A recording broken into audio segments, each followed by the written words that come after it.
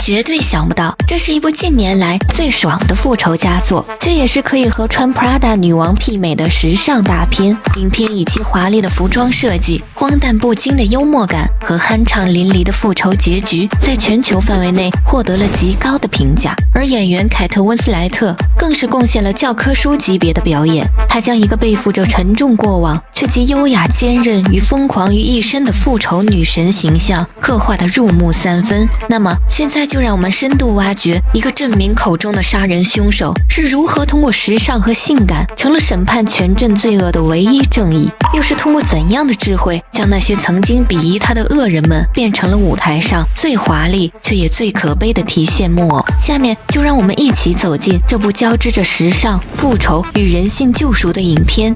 I'm back, you bastards. 故事发生在澳大利亚一个偏僻的小镇敦加塔。25年都没有回过家的提里终于重返故乡，然而这里没有欢迎的掌声，只有拉上的窗帘和避之不及却恶狠狠的目光。因为在所有人的记忆里，提里就是个杀人犯。25年前，镇长的儿子斯图尔特离奇死亡，而当时唯一在场的就是年仅10岁的提里，但提里却因受到惊吓和刺激，丧失了当时的全部记忆。于是镇长便鼓动镇民们认定提里就是杀人凶手，而10岁的提里就这样不清不楚地被警方强行带走。这一走便是25年，然而此刻的她早已不是当年那个胆小无助的女孩。她此行的目的就是要查清当年的真相。然而就当她推开家门的那一刻，一股腐烂发霉的气味扑面而来，房间里垃圾满地，而母亲也早已精神恍惚。他不记得提里是谁，甚至还拿东西攻击提里。可面对时而发疯的母亲，提里虽然崩溃，但却也不会放弃，因为这一切的痛苦都在无时不刻地提醒他，自己背负的不仅仅是杀人犯的罪名，还有一个支离破碎的家。为了早日查清真相，他默默地开始清理垃圾，为母亲洗澡，试图在这一片废墟上找回一点家的模样。因为他知道，要想揭露真相，就必须在这里站稳脚跟。然而机会很快就来了，镇上杂货店老板的女儿特鲁迪是一个自卑又毫不起眼的女孩，但却偏偏暗恋上了全镇最英俊的男孩。提里很快便捕捉到了特鲁迪眼中的渴望，他主动递给了他一张名片，并承诺用一套华服帮他逆天改命。The dress can't change anything. 为了让特鲁迪心服口服，提里散开头发。Watch and learn, Gerd.Watch and learn. 随后便朝着小镇的橄榄球赛场走去。他在对手球员面前涂上性感的红唇，并故意和球员目光相会。随后他又脱掉披肩，慢动作地扯下手套。他的一举一动都深深地吸引着赛场上球员们的目光。就这样，很快提里便轻而易举地扰乱了蓝队球员的军心，帮助红队赢得了比赛。这让特鲁迪彻底心动，于是当晚他果断地来到提里家找他设计礼服，却殊不知这一切都是提利设的局。然而就当特鲁迪穿着提利设计的裙子出现在小镇的舞会上时，瞬间惊艳了全场，就连曾经看不上他的男神竟也被他深深地吸引。他昂首挺胸地走向前去。I was just about to go home.这一晚，特鲁迪成了全镇的焦点，而提利的手艺也成了小镇上所有女人趋之若鹜的魔法棒。他们嫉妒特鲁迪的蜕变，却殊不知这华美的服饰竟是特鲁迪用一个深藏多年的秘密交换而来。原来早在25年前，提利就因为没有父亲，常常被同学们欺负，甚至就连镇上的老医生也无情地骂他是野孩子。 Your mother's a slut and you're a bastard.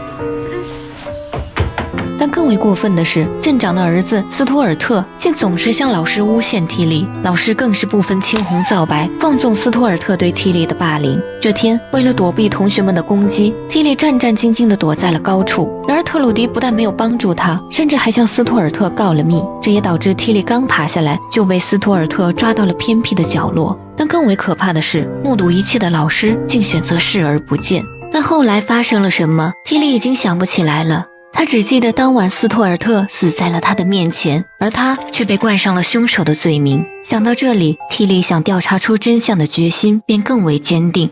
于是，当全镇的女人们捧着布料找缇丽设计衣服时，她来者不拒，甚至用最顶级的面料，以最专业的设计，为这些内心早已干涸的女人们织就了一场场绚丽的幻梦。可他们却不曾想到，这一切都是缇丽复仇计划的一部分。不过，小镇上也并非都是冷漠之人，邻居泰迪就是个温暖善良的大男孩。他不仅主动帮助缇丽，更在他离家的日子里默默地照顾着他的母亲。不难看出，泰迪一直暗恋着缇丽，而他的归来自然让泰迪满心欢喜。然而镇民们却渐渐地警觉起来，就连缇丽采买的包裹都要经过警长仔细的查验。可谁都没有想到，就当警长打开箱子，看见琳琅满目的布料时，竟突然情绪激动起来。他情不自禁地将一些红色绸缎披上了肩头。原来警长一直有个收藏女装的小癖好，这个深埋心底的秘密终于在缇丽这里得到了温柔的接纳与释放。I wish we had a better mirror for you, Sergeant. 渐渐的，警长向缇丽敞开了心扉，他甚至坦言，当年镇长正是以此要挟他将缇丽逐出小镇。 Somehow he managed to find these designs I'd drawn on a model that was unmistakably me. He threatened to send them to the district inspector. I would have lost everything. 不过对于缇丽而言，这一切都已经不再重要，但镇长却始终对缇丽耿耿于怀。为了打压他的服装生意，他不惜重金从外地请来了一名新的裁缝。可新裁缝踏入小镇的第一天，就被眼前的景象惊得目瞪口呆。这个看似平凡的小镇，竟宛若巴黎时装周的秀场，女人们身着高定的礼服，行走于乡间的小路，就连杂货铺的女孩爬上梯子换灯泡时，都要将身体裹在一袭飘逸的蓝裙之中。而这一切都令新的裁缝倍感压力，但镇长却全力的支持，甚至将工作室设在了自己的家中。毫无疑问，缇丽的生意很快冷清下来。面对如此的境况，泰迪劝缇丽赶紧离开小镇，回到巴黎追寻自己的设计梦想。可缇丽却不愿意放弃。25年的忍辱负重早已唤醒她的灵魂，她不愿意一生都背负着杀人犯的污名。泰迪虽然心疼，却爱莫能助，因为狠毒的镇长也早已想把他和弟弟赶出小镇。两个善良却孤独的灵魂在那一刻彼此共鸣，但思虑再三，缇丽还是拒绝了泰迪。 I can't be with you, Teddy. I'm cursed. 其实缇丽只是不想让泰迪和他一起承受骂名罢了。然而这天，缇丽的事业却迎来了转机。由于新裁缝给特鲁迪设计的订婚礼服十分丑陋，但一旁的婆婆却欣喜若狂，因为她根本就瞧不上特鲁迪，甚至还想赶紧让儿子出来看看未婚妻的笑话。特鲁迪被吓得落荒而逃，他赶紧跑到缇丽家，希望缇丽能救他一命。然而就当男人来到缇丽家门口时，特鲁迪却淡定自若地穿着华美的礼服走了出来。 Sorry, Una. Decided to go back to Tilly. I think she understands my particular body shape. 这让新裁缝难以接受，他来到镇长家里倾诉委屈，却没想到二人早就暗度陈仓。而此时镇长夫人也已经洞察了一切，但她并没有多说什么，而是默默地来到缇丽的家中，竟给缇丽带来了一个关键的线索。原来镇长夫人一直以为儿子是从树上掉下来摔死的，因为这是现场唯一的目击证人缇丽的老师告诉她的。为了尽快翻案，第二天缇丽便找到警长，拿到了当年的口供。 接着又拿着证词去质问老师， Whereupon Myrtle Dunnage continued to stamp brutally again and again upon the boy's broken poor neck. Beulah. 2 split infinitives. I was 10 years old. I couldn't have done any of this. Everyone knew it but you. You were the only one there. You were there? Me? I wasn't there. 面对缇丽的逼问，老师逐渐的破防。其实他根本没有看到斯托尔特的死亡过程，只是当时缇丽站在一旁，而为了避免镇长追责，他只能将杀人的罪行扣到缇丽的头上。于是缇丽赶忙找到警长，让他帮自己洗刷冤屈，并控诉镇长没有权利将10岁的他逐出小镇。可此时警长却说出了一个惊天的秘密 He had a parental right. What? Evan Pettyman is your father. What? 然而镇长夫人却突然对着缇丽大吼 I didn't do it. 原来就在刚刚，老师为了报复缇莉，竟对镇长夫人说缇莉就是杀害他儿子的凶手。无助的缇莉恳求警长帮他翻供，可警长却也无能为力，因为当时只有缇莉一人在场。悲愤交加的缇莉只能逃离现场，而此时一旁泰迪的弟弟却一直重复着一句话 I saw him! I saw him! He done it himself! I saw! She moved, Teddy! Sorry, mate. I'm sorry. Calm down. 看着如此激动的弟弟，泰迪似乎明白了一切，他立马追上缇莉，带他来到了当年的案发现场，模仿着当年斯图尔特霸凌他的样子，想以此来刺激缇莉回忆起那些遗忘的片段。很快，不堪的回忆再次攻击缇莉的大脑。然而就在那一瞬，缇莉突然想起了一切，原来斯图尔特最喜欢装成公牛的样子，朝着被拉住的缇莉撞去。然而那天，缇莉只是本能地躲了一下。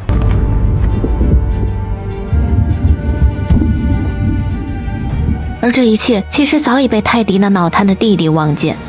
He didn't kill Stuart Bednar. Killed himself. 得知了真相的缇莉终于卸下了20年的包袱，面对眼前深情的泰迪，他也不再排斥，只是心底还在担心那个会给人带来不祥的诅咒。为了向缇莉证明这一切都是谬论，泰迪做了一个决定。由于天台下的谷仓里满是老鼠，男人们经常跳进谷仓，以此来证明他们的勇气。可就当泰迪跳下谷仓后，缇莉正在上方呐喊，以为就此就能彻底打破诅咒，却没想到始终没有得到泰迪的回应。原来仓谷的底部早已铺满了松软的高粱，而泰迪就这样被填满的高粱淹没，窒息而亡。这让刚刚燃起希望之火的缇莉再次陷入了绝境。然而泰迪善良的母亲却并没有责怪他，这也让缇莉的心底越发难受。可镇上的居民们却又再次借题发挥，说泰迪的死就是缇莉的诅咒。但此时缇莉的母亲却突然恢复了清醒，她对着镇民们控诉自己和女儿多年来遭受的一切都是拜他们所赐，但恶人却永远不会发现自己身上的错误。他们甚至对缇莉的一家更为苛刻，就连泰迪的葬礼也不让缇莉参加。伤心欲绝的缇莉从那一刻起一蹶不振，只能整天把自己关在屋子里。然而母亲却向缇莉透露了一个从不愿提及的秘密。 I met your father when I was 20. I was very naive. Well, I wasn't naive enough to marry him. He didn't talk to you much. You weren't a son, you know.原来缇莉就是母亲和镇长的女儿，可镇长却重男轻女，狠心将母女二人一同抛弃，甚至为了获得巨额的遗产和身份地位，转头便和前任镇长的女儿结了婚，这才如愿当上了镇长。但这还不够，他甚至还整天给夫人灌迷药，让她精神恍惚，只能被困在家里当一个家庭主妇。而当缇莉被冠上杀人凶手的罪名之后，母亲也只能装疯卖傻，才能在镇上继续苟活。可现在母女俩却打算让伤害她的人付出相应的代价。 You can create. You can transform people. That's very powerful. Use it. Use it against them.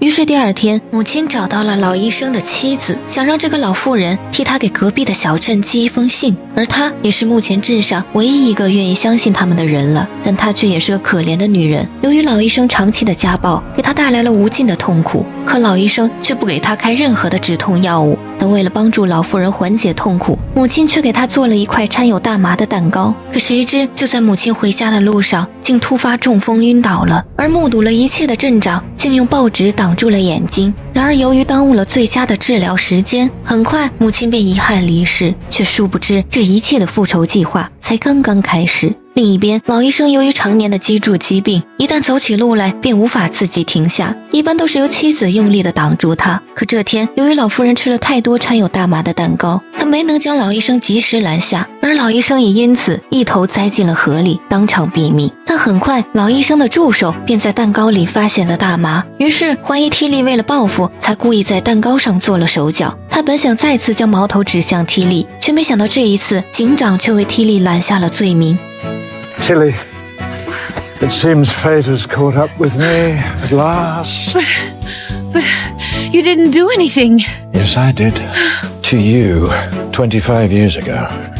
Perhaps I can finally make it right. 而他也终于可以卸下那虚伪的名头，毫无掩饰地做回自己。短短几个月的时间，缇莉已经失去了太多，她已经没有力气去抗衡。可就在这天，隔壁小镇的居民们竟突然造访。原来母亲委托老妇人送到隔壁小镇的信件，就是让他们来找缇莉去做几天后歌舞大赛的演出服。缇莉瞬间读懂了母亲无声的爱，看着母亲的笔记，缇莉再次充满了斗志。但在此之前，她还是来到了镇长的家里，向镇长夫人说明了一切。但饱经风霜的镇长夫人此刻却十分的淡定，她守在门口，等镇长回来时便质问他所有的恶行。You were making me ill, but Tilly Dulwich has cured me. Your new friend?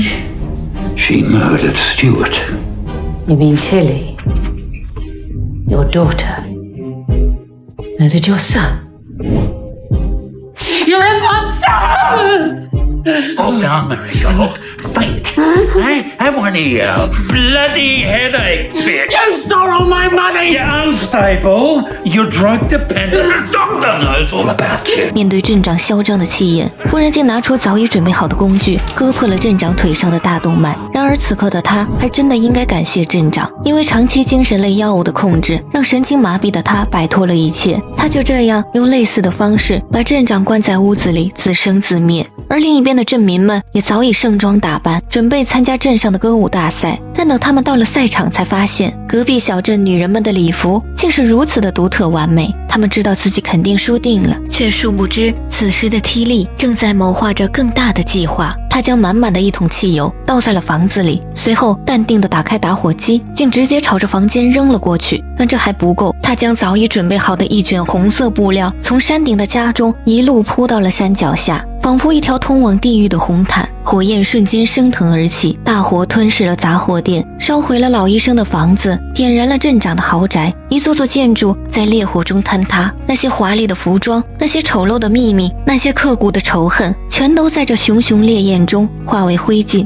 而此刻，在临镇的剧院里，镇民们正因拙劣的表演被临镇的女人们嘲笑。而当他们垂头丧气地赶回来时，等待他们的不再是熟悉的家园，而是一片燃烧的废墟。他们所有的一切都被这场大火付之一炬。他们惊恐、愤怒、绝望，却不知道这正是他们应得的报应。而缇莉这个复仇的女神却早已登上了离开的火车，而影片也就此落下了帷幕。但它给我带来的震撼却久久不能平息。缇莉的故事表面上是一个关于复仇的哥特式童话，但实际上却指向了深幽复杂的人性。缇莉用时尚作为武器，虽赐予了小镇女人们美丽的外表，但这层华美的皮囊反而更加凸显了她们内心的丑陋与空洞。而真正的美丽从来不是靠昂贵的布料和完美的剪裁就能塑造的，它源于内心的善良、正直与同情。而这部影片也深刻地揭示了集体沉默的悲哀。小镇上的每一个人几乎都是这场悲剧的帮凶，他们的冷漠自私共同编织了一张巨大的网，将无辜的缇莉困在其中长达25年。而缇莉最后那场焚城的大火，与其说是复仇，不如说是一场彻底的净化。它烧掉的不仅是建筑，更是这个小镇根深蒂固的偏见与罪恶。